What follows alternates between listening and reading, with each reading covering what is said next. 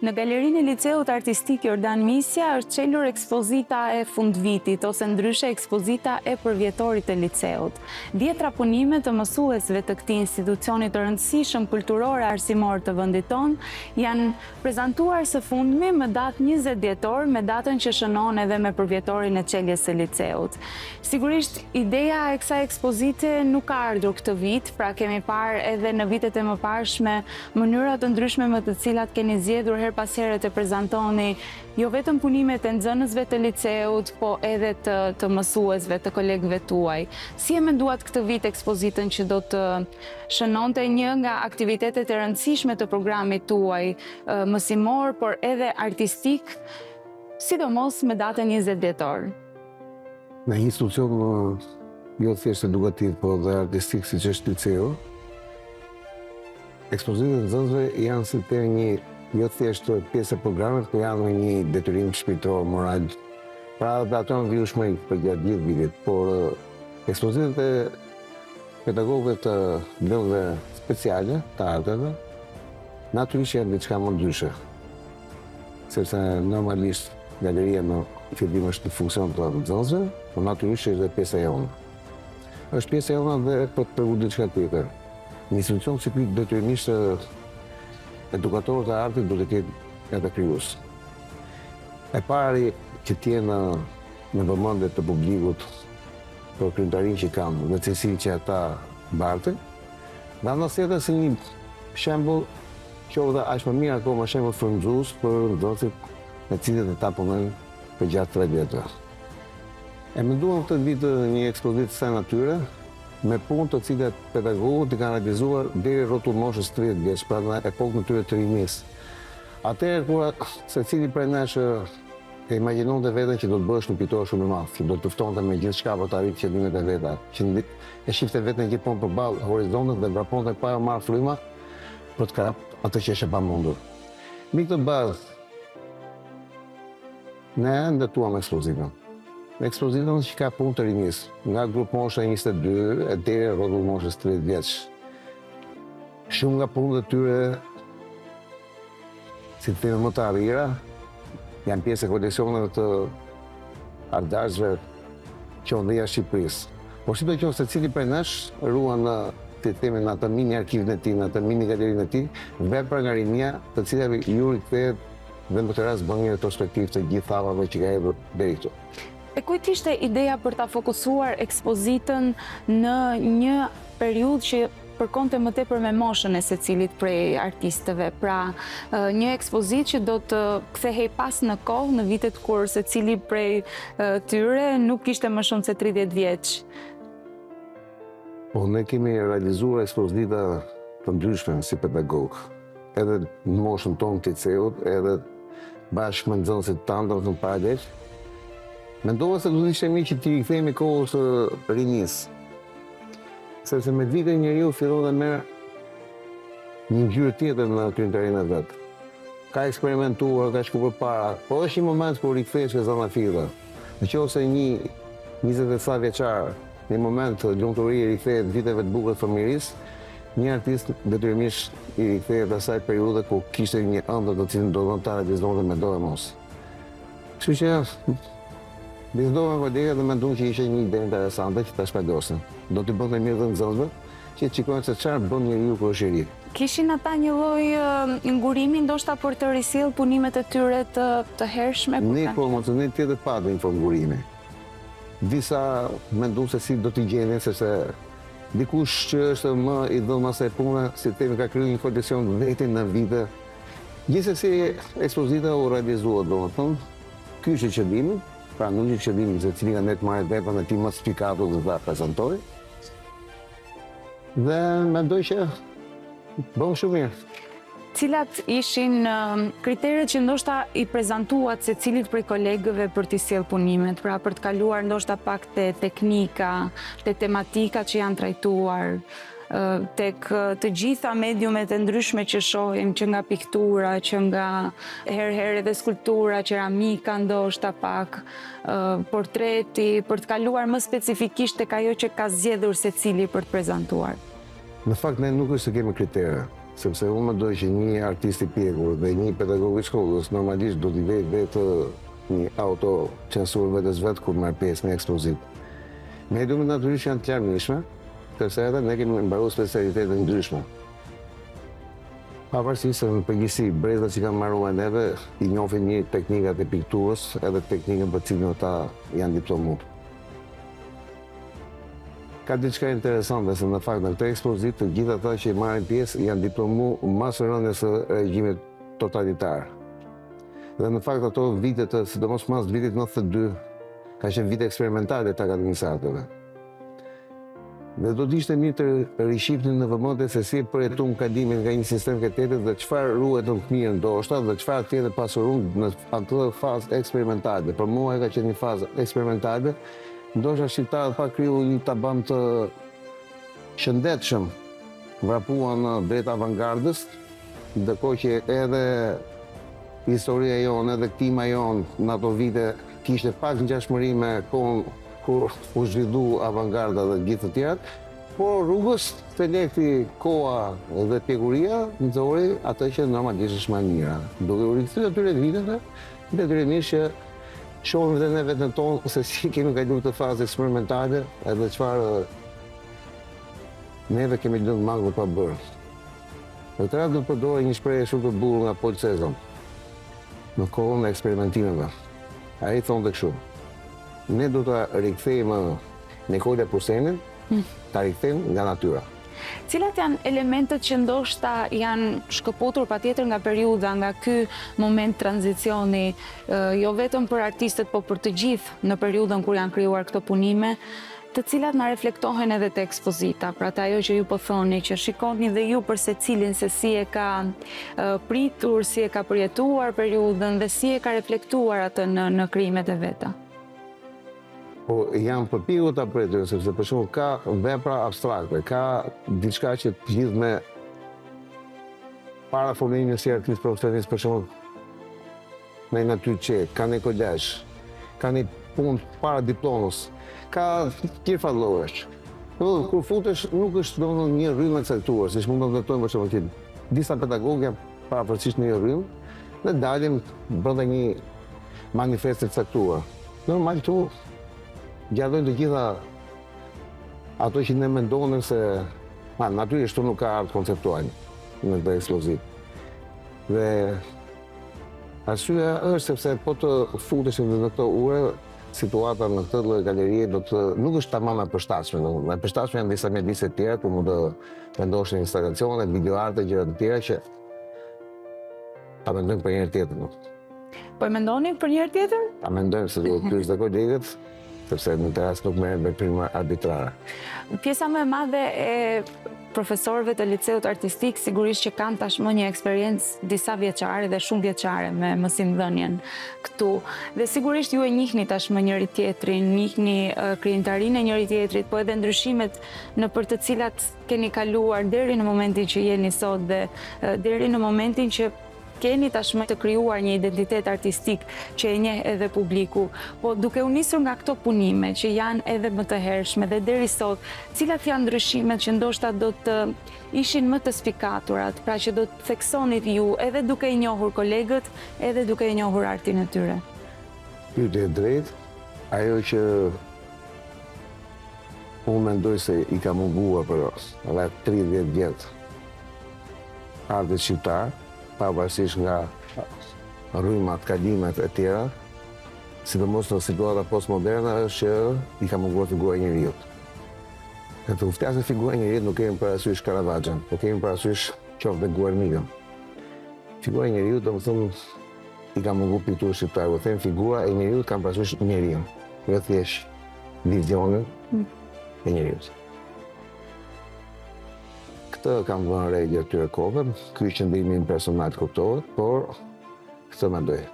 Dhe e dyta është që në përgjithësi në pikturën shqiptare, megjithëse jemi mesatar, në tërësinë e vet mungon kolori i spektrit. Kjo më vjen si arbitshëm se jemi bën mesatar me diell i ngrohtë dhe njerëz që normalisht kemi në përgjithësi temperament sanguin. Këto janë thash mendimet e mia personale. Ekspozita është kjo, simpatike, Dhe natyrisht që na bën të gjithë të rikthehemi në kohë pas. Sa i përket këtyre dy elementeve që sipas gjykimit tuaj dhe këndvështrimit tuaj kanë munguar krijimtarisë, e shihni ndryshe ndoshta tek studentët, tek nxënësit me të cilët keni të bëni çdo ditë? Tek nxënësit nuk kam si e shoh ndryshe, sepse liceu artistik është një shkollë që ka një program domethënë akademik me bazament klasik, domethënë ku fillon nga natyra gjithçka dhe përfundon me figurën e njeriut të kompozuar, kështu që nuk bën problem përveç se modelit të zënë. Kurse në krijimtarinë e përgjithshme, gjithë secili prej nesh i shpreh gjithë format, por unë mendoj se kam konstatuar këto dy gjëra.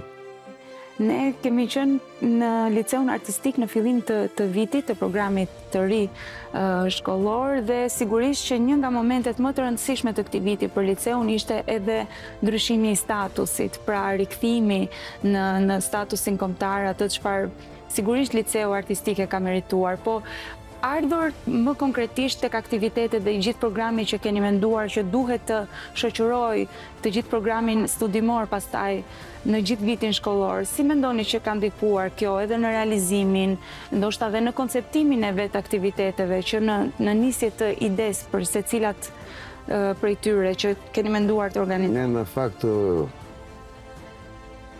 statusin do të fillojmë ta implementojmë masenare, bashkë me gjithë efektet pozitive që do të sjellin me vete.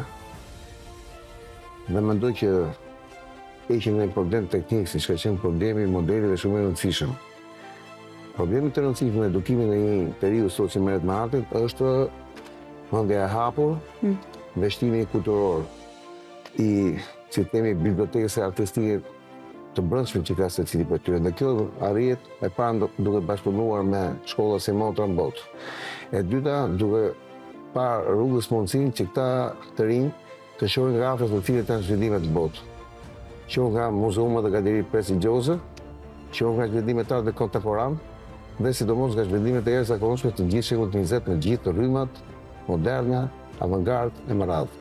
Që të kuptohet mirë se si është kjo punë, ku e ka më vendin dhe sa hapësirë gjigante ka që ti ta ndjesh veten mirë përmes oqeanit pambarim të artit.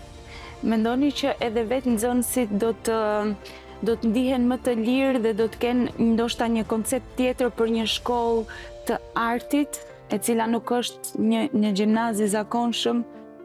Në fakt, nxënësit tanë janë të lirë. Ajo që më vonë është që thëshëm, që ta përjetojnë zhvillimin e tyre brenda një bote që ka shumë kohë që zhvillohet fuqishëm. Në Shqipëri, në fakt, ka evenimente shumë simpatike, ka edhe shumë të mira në artet pamore.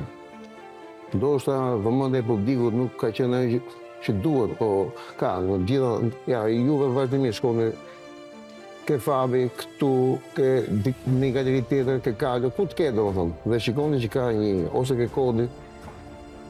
Problemi është që vëmendja e publikut shqiptar sot është shumë më të rrosur nga marrëzitë e përditshme që përjeton shoqëria shqiptare ose që ndikohet edhe nga elemente jashtë. Pra nxënësit tonë, unë mendoj se do bëhen shumë mirë përveç frymarrjes së shkollë dhe një shikimi i thjeshtë se si ka vepruar bota qytetërore. Cilat do të jenë aktivitetet që keni menduar të organizohen qoftë në galeri apo edhe në ambientet e tjera të liceut në vitin e ardhshëm, pra nga janari e pas? Tash përfunduar disa muaj të punës, dhe detyrimisht të gjithë pedagogët dhe grupet që ata punojnë e kanë më të qartë edhe kanë më të mirë dhe materialin për të dalë me ekspozita, por një dy që i kemi planifikuar dhe ide surprizë. Me siguri do i ndjekim edhe ne me emisionin Ne ju falenderojmë dhe zemër sepse keni qenë pranë nesh në gjitha evenimentet dhe kemi evidentuar dhe 2-3 problematika shumë të rëndësishme që ka pasur në funksionin jonë. Dhe ndoshta keni dhënë një kontribut vyrë dhe me marrjen e statusit. Shpresojmë. Faleminderit shumë. Faleminderit juve.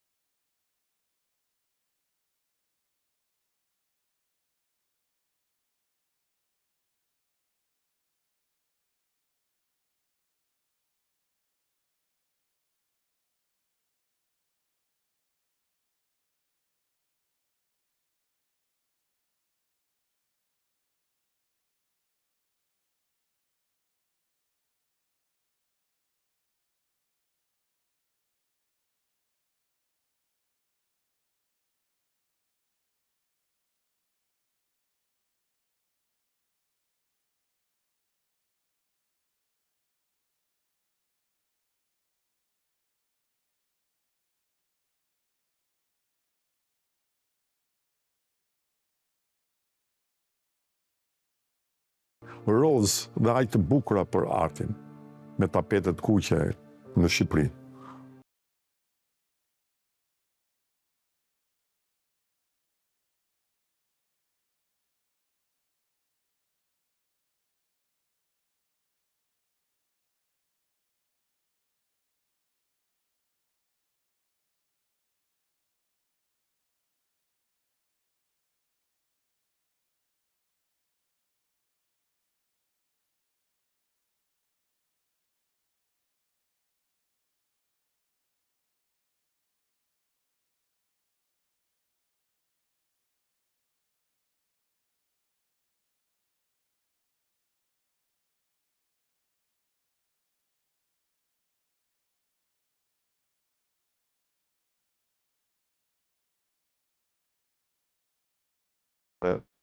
Dhe nuk kuptoj se që është arti, nuk kuptoj se që është një model, që është një simbol, që është liceu artistik.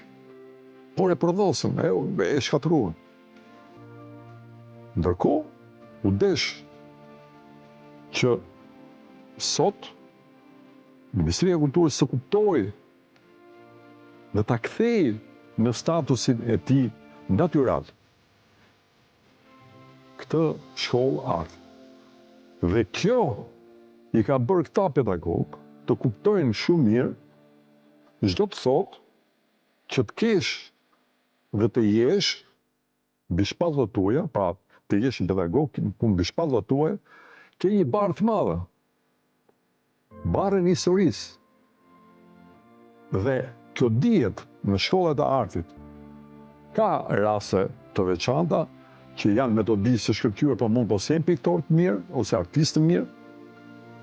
Por në përgjithësi janë artistë të mirë, janë artistë të cilët i japin tonin.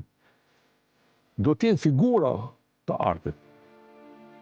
Dhe nga kjo pikpamje, unë e kam ndjerë edhe në vazhdimsi liceu, jo vetëm si një liceist, por edhe si njëri interesuar për art, edhe se kam punuar në disa institucione që lidheshin me këto struktura të institucioneve të artit.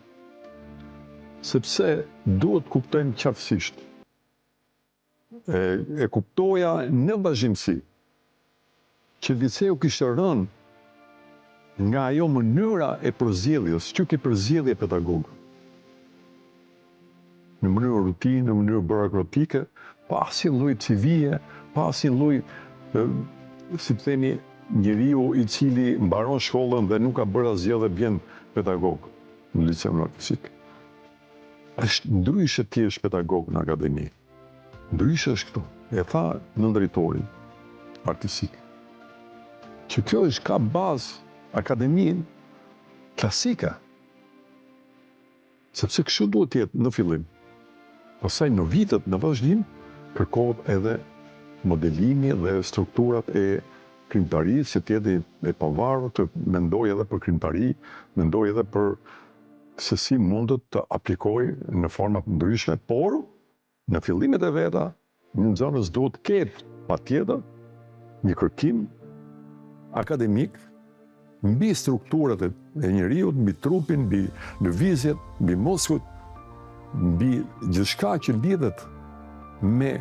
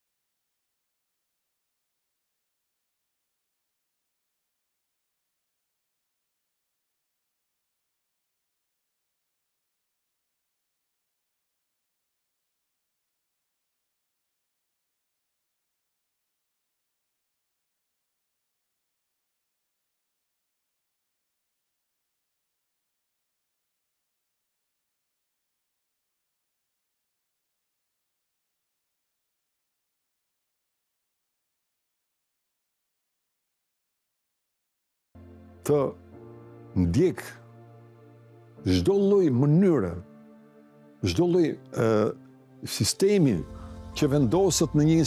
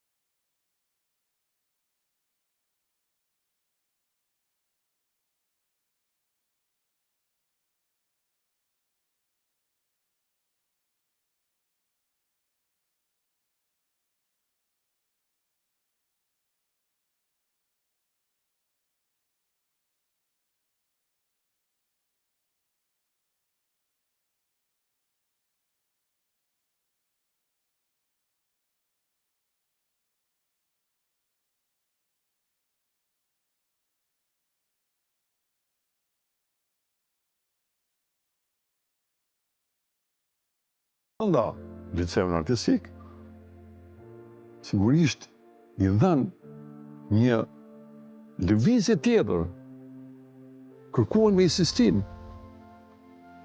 që status. Por të ndërgjeshëm që ky status do kërkonte këto gjëra, vizionin. Dhe koncertet, gjëra tjera se nuk po hyn në ato të cilët nuk janë pjesë art dhe art, muzikës ose edhe të instrumentave të ndryshëm janë këtu. Sepse liceu ka pasur orkestrën e vet. Liceu ka pasur korin e vet dhe e ka aktualisht, pra i kthehen në shkëlqimin e tyre. Pra, bëhet konkurrent. Sigurisht, nëse dikush nga ju do kishte mundësi të më pyeste, po pyetjen po e bëj unë dhe po ju kthej përgjigje. A kanë arritur aty ku duhet? Sinqerisht jo. Kërkohet prap. Kërkohet që ky sistem dhe ky vizion, dhe kur themi vizion, është gjithmonë largësia në të cilën ne shohim, duke ngritur mbi shpatullat e asaj që kemi arritur për të parë më lart. Sa më lartë ngjitemi, aq më larg shohim. Pra, kjo është ajo që fizionomia që duhet ketë dhe duhet të ruaj ky institucion.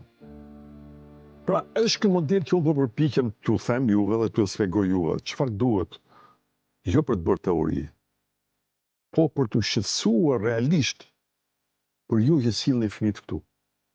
A janë të garantuar për të qenë të gatshëm për të hyrë dhe vazhduar më tej, për të vazhduar akademinë e arteve, për të vazhduar jetën e tyre si artist, sepse këtij vëndi i duan artist.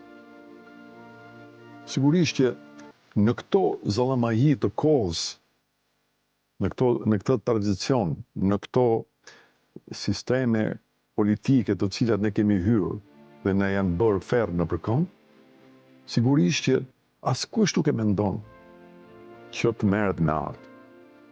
Por unë i siguroj që nuk ka gjë më të bukur që fëmia jote të jetë një piktor, të jetë një muzikant, të jetë një këngëtar, të jetë një instrumentist. Vërtet mund mos bëj para aq shumë. Por koha e sotme, kriza e sotme nuk është ke paraja, është ke shpirti i njerëzve. Dhe këtë duhet të kuptoni ju prindër. Që mund të hezitoni të sillni në lice nëse ka talent, mos i shohni talentet. Se askush nuk e di se si mund të marrë nesër jeta në Shqipëri, si mund të marrë jeta atij individi që ti i ndryll talentin vetëm për të parë një interes të momentit, për të gjykuar shkurtësisht. Sepse në liceun artistik po krijohet tashmë një traditë e fortë. Fal këtyre përpjekjeve. Sepse këta janë vizionar, kanë arritur të krijojnë dhe të jenë të qartë se çfarë duhet të bëjnë. Këta nuk kapin ekspozita bashkërisht për treguar se shiko se ne jemi artistët që. Jo, këta tregojnë në mënyrë shumë të zgjuar se si kanë evoluar pedagogët e tyre, për të treguar studentëve që kush kanë qenë dhe ku janë. Dhe sot, sigurisht, në këtë ekspozitë të sotme, që unë nuk doja të përqendrohesha në secilin prej tyre, shoh që ka zgjidhje, të cilat janë zgjidhje që i bëjnë të gjithë artistët dhe janë punime të cilat mund të shohësh në të gjitha institucionet tjera të artit. Të ekspozitave të ndryshme me pretendime më të mëdha. Pra, nga kjo pikpamje, unë dua të përqendrohem fort se si ndryshon mundësia e një institucioni nëse në të mendohet seriozisht, mendohet në mënyrë aktive, dinamike, me vizion, me dashuri. Sepse kështu duhet të jenë shkollat e shtetit. Shkollat që janë premisa të vetëdijshme të ndërgjegjës të një kombi. Këto shkolla, shkollat e muzikës, shkollat e artit, akademitë, licet, janë ndërgjegje kombëtare. Janë më shumë se art. Janë më shumë se një pjesëmarrje në një aktivitet. Edhe shpirti kombit, shpirti gjithë neve. E kuptoni për pak çaste si do ishte jeta shqiptare dhe e gjithë botës pa artin, pa kulturën, pa pikturën, pa skulpturën, pa muzikën. Të duhen, janë elemente domosdoshme të jetës. Sa më të zhvilluar ta kesh artin, sa më shumë ti investosh për artin. A jemi të ndërgjegjshëm ne që artistët sot kanë shkuar nëpër botë dhe po janë ambasadorët më të mirë se çdo politikan tjetër që kanë bërë punë më shumë edhe më përpara me artistë të njohur. Dhe sot, që janë që shkojnë për muze, që dallohen me ekspozitat e tyre, që fitojnë dhe çmime. Çfarë tregon? Tregon që ky vend, ka mundësi të mëdha nëse gjithçka e merr seriozisht. Me artin, me kulturën, nuk bëhet shaka, me arsim. Duhet t'jemi të ndërgjegjshëm që nëse t'jepet mundësia për drejtori i institucion, nëse t'jepet mundësia për të qenë diku një pedagog, shfrytëzoje këtë në të mirë të familjes tënde, të vetes tënde, por edhe të kombit tënd. Që ta formosh atë liceist që mbaron, që të ndihet i zoti i aftë që ka bërë një punë diplome, që ka bërë një punë, një shkollë, ka bërë një shkollë e cila është serioze, i ka dhënë mundësi.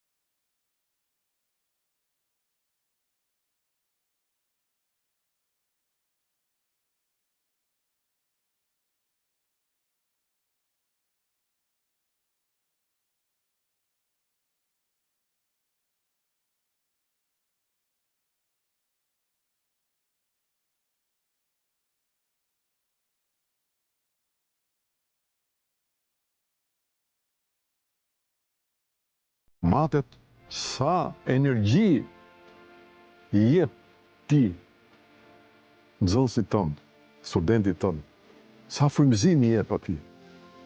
Që kur hyn në klasë, që kur je paraqitesh në të, dhe në vazhdimsi. Seriozitetin gjatë gjithë kohës në orës së mësimit. Sepse nëse ai sheh një pedagog i cili është i përkupuar për formimin e tij, ti je sigur që ai bën maksimumin. Bën maksimumin sepse është një raport jo i shkruar, është një raport që vjen vetvetiu nga një marrëdhënie e cila buron nga marrëdhënia e punës.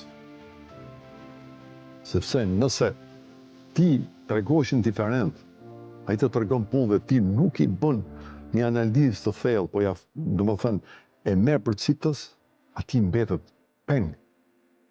Nëse bën të kundërtën,